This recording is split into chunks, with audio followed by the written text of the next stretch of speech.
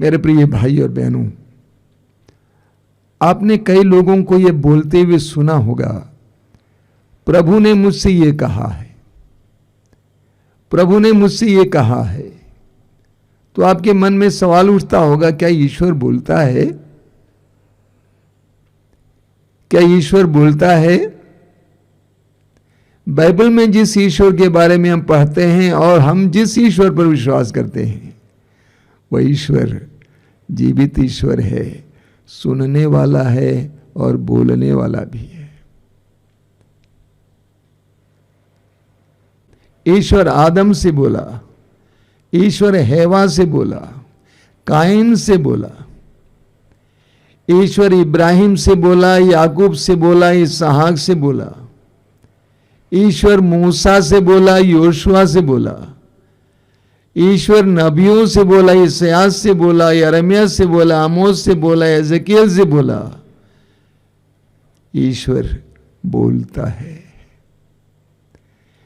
ईश्वर बोलता है, ईश्वर हमसे भी बोलता है।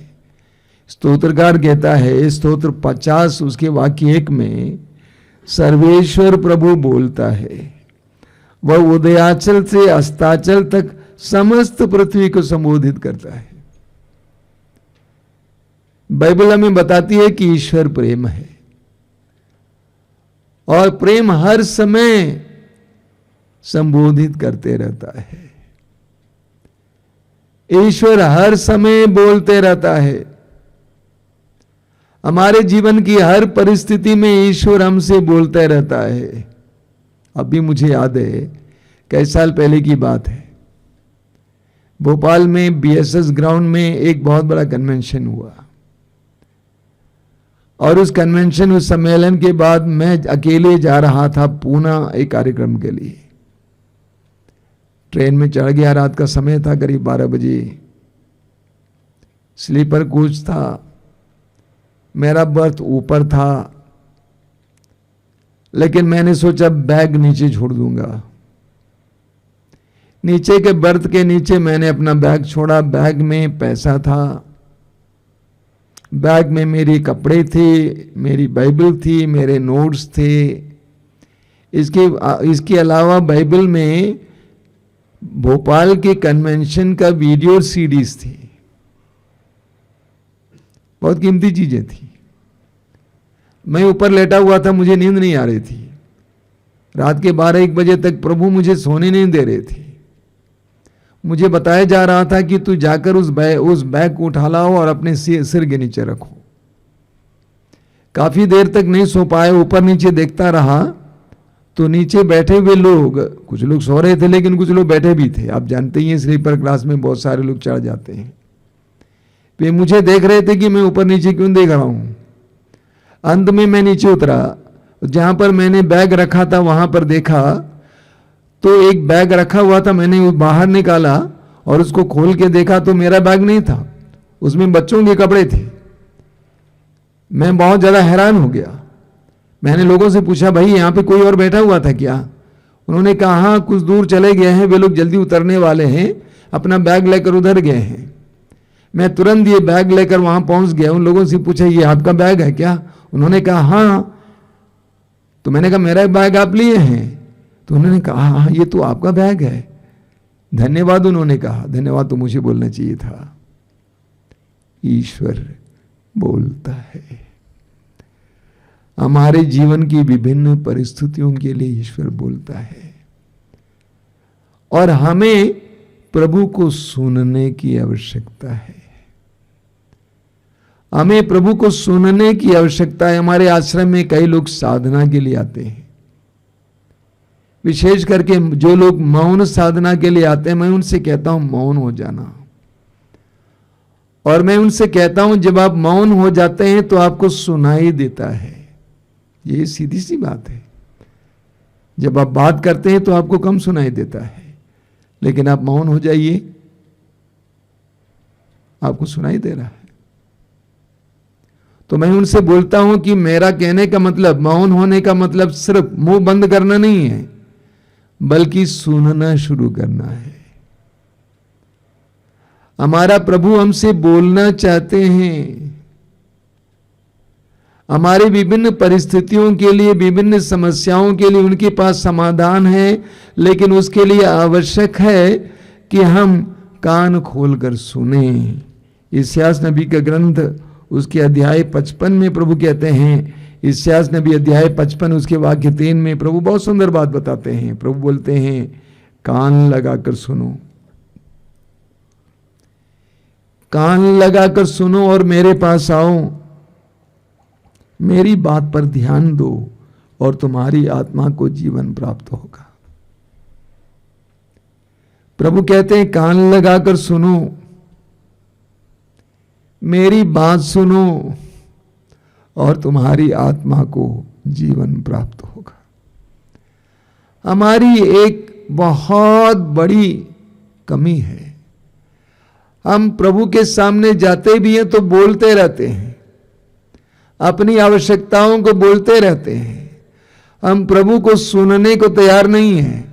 हम अपने निवेदन प्रभु के सामने रखते हैं, प्रभु जवाब में कुछ बोलना चाहते हैं, सुनो भी तो सही। प्रभु हमसे बोलना चाहते हैं क्योंकि वो बोलते हैं, क्योंकि वो हमको प्रेम करते हैं। यूहन्ना के सुसमाचार के अध्याय 10 वाक्य 27 में प्रभु यीशु कहते हैं, मेरी भेड़ें मेरी आवाज पहचानती हैं, मेरी भेड़ें मेरी आवाज पहचानती हैं, यानी सुनती हैं, और मैं उनको जानता हूं और वे मेरा अनुसरण करती हैं।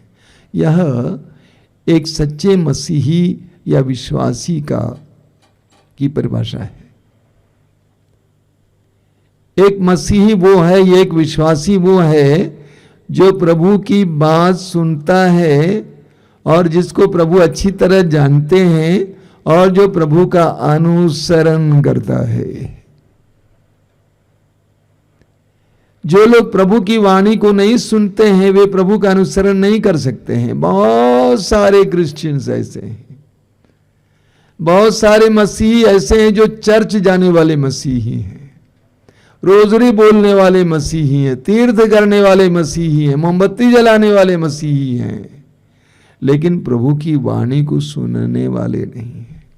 यहां तक कि सुनाने वाले भी, बहुत सारे लोग वचन का प्रचार भी करते हैं लेकिन प्रभु की वाणी को सुनने को तैयार नहीं है। ये हमारी एक बहुत बड़ी कमजोरी है। हम प्रभु की वाणी को सुनने के लिए ज्यादा तत्पर नहीं है। प्रभु हमसे बोलना चाहते हैं। आज मैं यही बताना चाहता हूं आपसे कि प्रभु के पास आपकी समस्याओं का समाधान है। प्रभु आपसे बोलना चाहते हैं, उसके लिए आपको प्रभु को सुनना होगा। हम लूकस के सुसमाचार के अध्याय 9 में पढ़ते हैं कि प्रभु यीशु अपने शिष्यों को लेकर पहाड़ पे चढ़ते हैं। जब प्रभु प्रार्थना कर रहे थे उस समय प्रभु का रूपांतरण हुआ। लूकस अध्याय 9 वाक्य 35 में एक आकाशवाणी हुई, ईश्वर से आवाज सुनाई दी। क्या आवाज है? ईश्वर ने आवाज दी पेतरुस, याकूब और योहन को, यह मेरा प्रिय पुत्र है, इसकी सुनो। यह मेरा प्रिय पुत्र है, इसकी सुनो।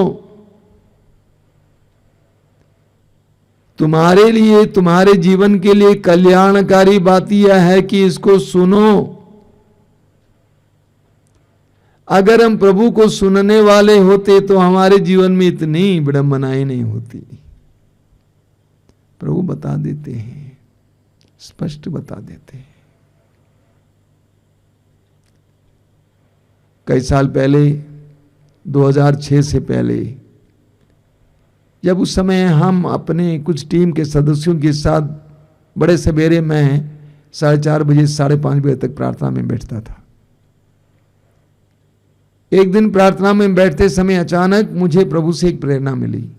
क्या प्रेरणा थी? मानसिक रोगियों के लिए एक संस्था खोलो। आश्रम में बहुत सारे मानसिक रोगी लाए जाते थे लेकिन वे यहाँ वहाँ भटकते थे। तो प्रभु ने मुझसे कहा कि मानसिक रोगियों के लिए एक संस्था खोलो। और प्रभु ने यह भी कहा कि दिल्ली में एक व्यक्ति है जो तुम्हारा मित्र है, वह तुम्हें उस संस्था को खोलने के लिए कुछ पैसा देगा।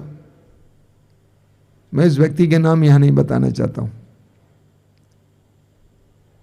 और मैंने, जो लोग मेरे साथ प्रार्थना कर रहे थे, मैंने उनसे कहा कि प्रभु से ऐसी प्रेरणा मिल रही है। उनमें 2 सिस्टर्स भी थी। अब मैंने जाकर अपने साथी पुरोहित से कहा कि ऐसी प्रेरणा मिली है और प्रभु ने कहा कि फलाने व्यक्ति से बात करो, तुमको कुछ पैसा ध्यान देगा। तो उन्होंने कहा कि आप पूछते क्यों नहीं है? तो मैंने तुरंत शाम को फोन लगाया अपने मित्र को, कहा कि ऐसा है कि आज प्रार्थना में आपका नाम दिया गया है, हम ऐसी संस्था खोलने जा रहे हैं कि आप हमारी मदद करना चाहते हैं। ये 2005 या 4 की बात है। उन्होंने कहा जरूर तैयार हूं, आज ही मैं आपके नाम पर, आश्रम के नाम पर 40,000 रुपये डालने जा रहा हूं।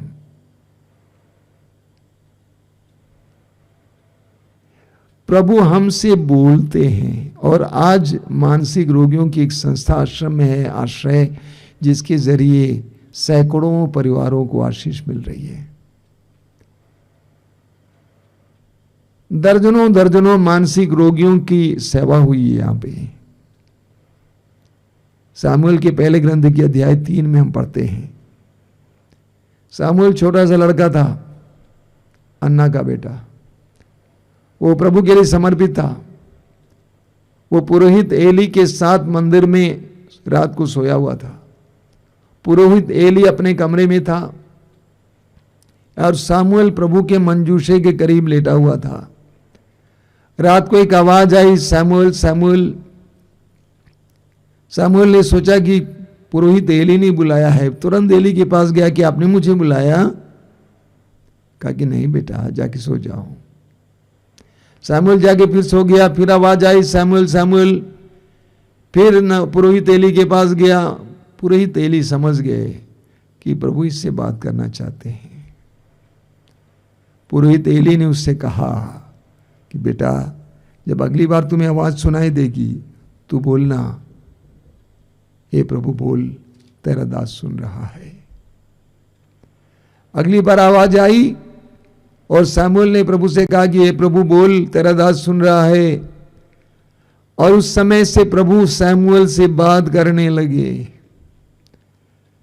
प्रभु ने सामुएल को इस्राएल का अधिकारी या अगुवा बनाया। वचन में लिखा हुआ है, पहला सामुएल अध्याय 3 वाक्य 19 में, सामुएल बढ़ता गया, प्रभु उसके साथ रहा और उसने सामुएल को जो वचन दिया था उनमें से एक को भी मिट्टी में मिलने नहीं दिया। यानी जैसे प्रभु ने सामुएल से कहा वैसा होने दिया। हमें विश्वास के साथ प्रभु को सुनने की आवश्यकता है। सुसमाचार में हम पढ़ते हैं, प्रभु यीशु 40 दिन और 40 रात उपवास और प्रार्थना में बिताए निर्जन प्रदेश में। 40 दिन और 40 रात उपवास और प्रार्थना में बिताए। उसके बाद जब प्रभु यीशु की परीक्षा हुई, शैतान ने प्रभु से कहा कि तुम बहुत कमजोर हो गए हो, तुम गलीलिया तक पहुंच नहीं पाओगे, इन पत्थरों से कह दो रोटी बनाओ। आपको याद है प्रभु यीशु ने शैतान से क्या कहा था? प्रभु ने कहा, लिखा है, मनुष्य केवल रोटी से ही नहीं जीता है बल्कि परमेश्वर के मुख से निकलने वाले हर एक शब्द से जीता है। 40 दिन और 40 रात प्रभु यीशु क्या कर रहे थे? कौन सी किताब लेकर गए थे वहां भी प्रार्थना करने के लिए? प्रभु वहां पर बैठकर वचन नहीं पढ़ रहे थे बल्कि वचन सुन रहे थे। परमेश्वर के मुख से निकलने वाले हर एक वचन को सुन रहे थे। प्रभु लगातार अपने पिता ईश्वर को सुनते जा रहे थे, सुनते जा रहे थे। प्रभु यीशु को ईश्वर को सुनने की आदत थी। प्रार्थना के दौरान प्रभु यीशु वचन सुन, ईश्वर अपने पिता की आवाज को सुनते थे, पिता के शब्द को सुनते थे। लूकस के सुसमाचार के अध्याय 3 वाक्य 22 में पढ़ते हैं, जब प्रभु यीशु प्रार्थना कर रहे थे, स्वर्ग खुल गया, पवित्र आत्मा कपोत के रूप में उन पर उतर आया और उन्हें पिता की वाणी सुनाई दी, तू मेरा प्रिय पुत्र है, मैं तुझसे अत्यंत प्रसन्न हूं। तू मेरा प्रिय पुत्र है, मैं तुझसे अत्यंत प्रसन्न हूं। प्रभु को ईश्वर को सुनने की आदत थी। 40 दिन 40 रात प्रभु क्या कर रहे थे? पिता को सुन रहे थे। पिता बोल रहे थे, पिता बोल रहा था और यीशु सुन रहे थे।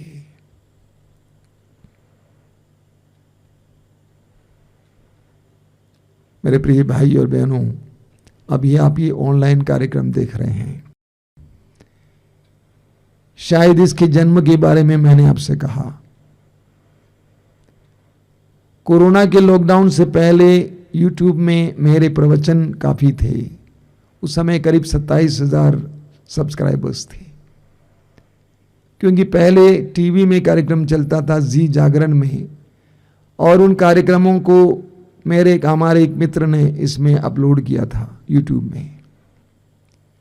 जब लॉकडाउन हो गया, गाड़ियों का चलना बंद हो गया, आश्रम से बाहर निकलना बंद हो गया, लोगों का अंदर आना बंद हो गया, तो मैं बहुत ज़्यादा हैरान हो गया, क्योंकि मैं एक ऐसा व्यक्ति हूं जो करीब 20-22 साल से नियमतः जीवन जीता आया हूं।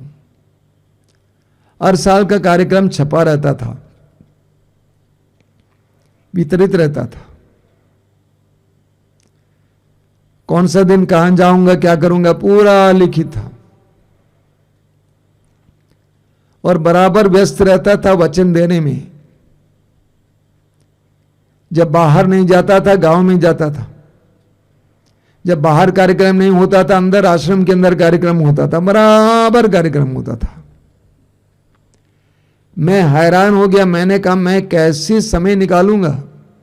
प्रार्थना तो करूंगा ही, वचन पढ़ूंगा, लेकिन जिस तरह एक नारी जो बच्चे को पिलाने वाली है, दूधमुहा बच्चे को पिलाने वाली है, बिना स्तन का दूध पिलाए उसको क्या पीड़ा होती है, उसी तरह मैं परेशान हो गया।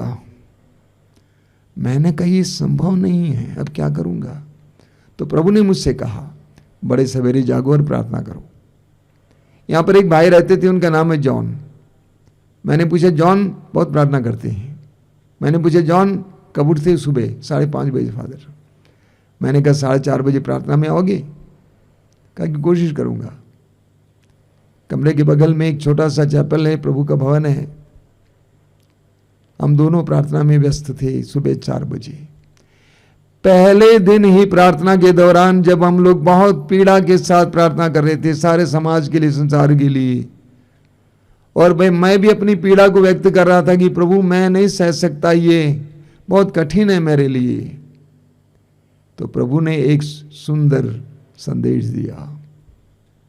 प्रभु ने कहा आज ही एम्बुलेंस भेज दो। हमारे पास आश्रम में एक एम्बुलेंस है, एम्बुलेंस भेज दो, कैमरामैन को बुलाओ, वीडियो एडिटर को बुलाओ, ऑडियो रिकॉर्ड करने के लिए कोई लड़के को बुलाओ, उनसे कहो 3 महीना तुम्हें यहां रहना है।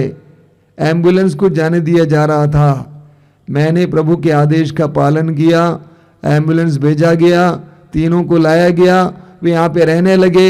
1-2 दिन के अंदर हम लोग ऑनलाइन कार्यक्रम शुरू किए, जिसके द्वारा हजारों लोगों को उस दुख के समय में सहारा मिला। हमें प्रभु को सुनने की आवश्यकता है, हमें प्रभु को सुनने की आवश्यकता है। इस्यास नबी अध्याय 30 में हम पढ़ते हैं, उसके वाक्य 21 में बहुत सुंदर वचन है, यदि तुम सन्मार्ग से दाएं या बाएं भटक जाओगे तो तुम पीछे से ये वाणी अपने कानों से सुनोगे, सच्चा मार्ग यह है, इसी पर चलते रहो। मैं दोहराता हूं, यदि तुम सन्मार्ग से दाएं या बाएं भटक जाओगे तो तुम्हें पीछे से ये वाणी अपने कानों से सुनोगे, तुम सुनोगे, सच्चा मार्ग यह है, इसी पर चलते रहो। जब हम दुविधा में हैं, हम नहीं जानते हम क्या करें, हम मार्ग से भटक गए हैं, हमें मार्ग नहीं दिखाई देता है, उस समय प्रभु का वचन कहता है तुम्हें एक वाणी सुनाई देगी, उसका पालन करना। पीछे से तुम्हें एक वाणी सुनाई देगी, उसका पालन करना। लेकिन उसके लिए आवश्यक है कि हम विश्वास करें कि हमारा प्रभु बोलते हैं। दूसरी बात, उनको सुनने के लिए बैठना है। प्रभु तू क्या चाहता है, तेरा क्या विधान है, तेरी क्या इच्छा है, ये जानना जरूरी है। देखिए सूक्ति ग्रंथ उसके अध्याय 4 वाक्य 20 और 20 से 22 तक, सूक्ति ग्रंथ अध्याय 4 वाक्य 20 से 22 तक प्रभु कहते हैं, पुत्र पुत्री मेरी बातों पर ध्यान दो, पुत्र पुत्री मेरी बातों पर ध्यान दो, कान लगाकर मेरी शिक्षा सुनो। देखिए ईश्वर ने हमें बनाया है, ईश्वर ने हमें यूं ही नहीं बनाया है। यिर्मयाह अध्याय 29 वाक्य 11 प्रभु कहते हैं कि तुम्हारे लिए निर्धारित योजनाएं मैं जानता हूं। ईश्वर ने हमें यूं ही नहीं बनाया है। ईश्वर ईश्वर है, मनुष्य नहीं है। ईश्वर उद्देश्यहीन काम नहीं करता है। ईश्वर ने आप और मुझे बनाया है, तो ईश्वर के मन में हमारे लिए एक विचार है, एक धारणा है, एक योजना है, उसको जानना जरूरी है। वचन में लिखा हुआ है, पुत्र पुत्री मेरी बातों पर ध्यान दो, कान लगाकर मेरी शिक्षा सुनो, उसे अपनी आंखों से ओझल ना होने दो, उसे अपने हृदय में संजोए रखो, यानी महत्वपूर्ण समझो, उसको महत्व दो। हमें लोगों की आवाज सुनने की आदत है, पड़ोसियों की आवाज सुनने की आदत है। बोलते हैं लोगों ने कहा, लोग ये सोचेंगे। हमें दूसरों को सुनने की आदत है। लेकिन प्रभु कहते हैं पुत्र मेरी बातों पर ध्यान दो, कान लगाकर मेरी शिक्षा सुनो, उसे अपनी आंखों से ओझल ना होने दो, उसे अपने हृदय में संजोए रखो। वह तुम्हें नव जीवन का संचार करेगी और तुम्हारे शरीर को स्वस्थ रखेगी। वह तुम में नव जीवन का संचार करेगी जब हम प्रभु की वाणी को सुनने लगेंगे। ये हमारी आदत हो जाएगी। प्रभु यीशु की आदत थी ईश्वर की वाणी को सुनना। जब ये हमारी आदत हो जाएगी तो हमें नया जीवन मिलेगा। लूकास के सुसमाचार के अध्याय 10 में हम पढ़ते हैं कि प्रभु यीशु बेथानिया गए और वहां पर एक नारी जिसका नाम मार्था था, उसने यीशु को अपने घर पे स्वागत किया, बुलाया। वाक्य 39 में लिखा हुआ है, लूकास अध्याय 10 वाक्य 39 में, मार्था की एक बहन थी जिसका नाम मरियम था। वह यीशु के चरणों पर बैठकर यीशु की बातें सुन रही थी। यूहन्ना अध्याय 8 वाक्य 47, यूहन्ना अध्याय 8 वाक्य 47 में प्रभु कहते हैं जो ईश्वर का है वो ईश्वर का संदेश सुनता है। जो ईश्वर का है वो ईश्वर का संदेश सुनता है। मरियम के बारे में वचन में लिखा हुआ है कि वो यीशु के चरणों पर बैठकर यीशु की बातें सुन रही थी। बाद में प्रभु यीशु मार्था से कहते हैं कि मरियम ने उत्तम भाग चुन लिया। यानी हमारे प्रभु की वाणी को सुनना, उनके आदेशों को सुनना, प्रभु कहते हैं उत्तम भाग है। प्रभु को सुनने से हमारा कल्याण होता है, हमारे सवालों का जवाब हमें मिल जाता है। हम पढ़ेंगे रोमियों के पत्र के अध्याय 10 वाक्य 27 में संत पौलुस कहते हैं सुनने से विश्वास उत्पन्न होता है। सुनने से विश्वास उत्पन्न होता है और जो सुनाया जाता है वो मसीह का वचन है। जितना हम प्रभु को सुनेंगे, प्रभु के वचन को सुनेंगे, उतना हमारा विश्वास बढ़ता जाएगा। मैंने देखा कि हजारों या लाखों लोगों के जीवन में वचन को सुनने से उनका विश्वास जगा है, उनका विश्वास बढ़ा है और उनको सुनने की आदत मिल गई है।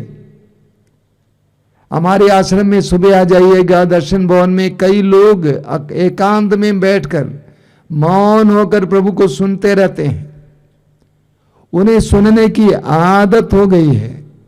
तो सुनने से हमारा विश्वास बढ़ता है, सुनने से हमारे विश्वास बढ़ता है। हमारे विश्वास की बढ़ोतरी के कारण हमारे जीवन में चमत्कार और चिन्ह प्रकट हो जाते हैं। प्रकाशना ग्रंथ के अध्याय 3 वाक्य 20 में, जिसको हम लोग बार बार सुनते हैं, प्रभु यीशु कहते हैं, मैं द्वार पर खड़ा होकर खटखटाता हूं, यदि कोई मेरी आवाज सुनकर मेरे लिए द्वार खोल देगा, मैं आकर उसके साथ भोजन करूंगा और वह मेरे साथ। ये बहुत बड़ी प्रतिज्ञा है। प्रभु हमारे जीवन के दरवाजे पर खटखटाते रहते हैं। यदि हम उनको सुनकर उनके लिए हमारे दरवाजे को खोल देंगे तो वो आकर हमारे साथ भोजन करेंगे और हम उनके साथ भोजन करेंगे।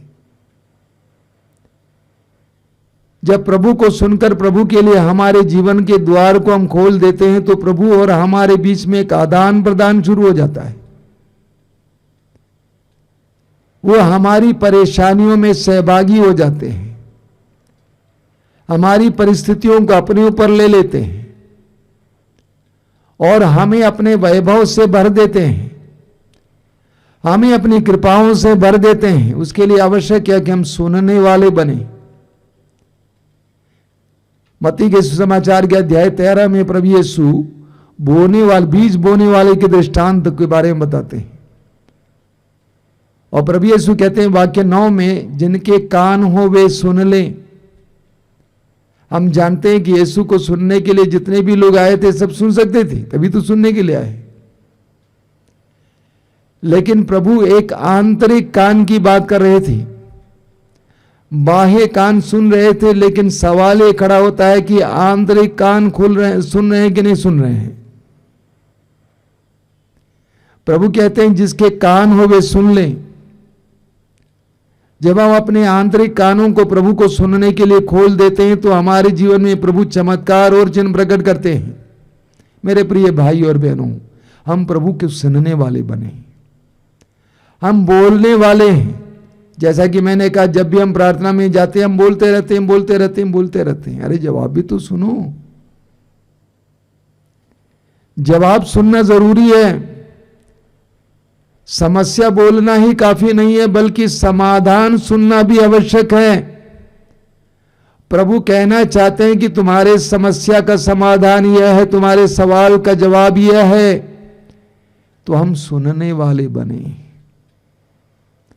हम अपने कान को खोलकर सुनने वाले बने।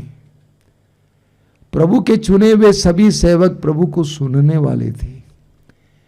यीशु पिता को सुनते थे, यीशु के शिष्य यीशु को सुनते थे।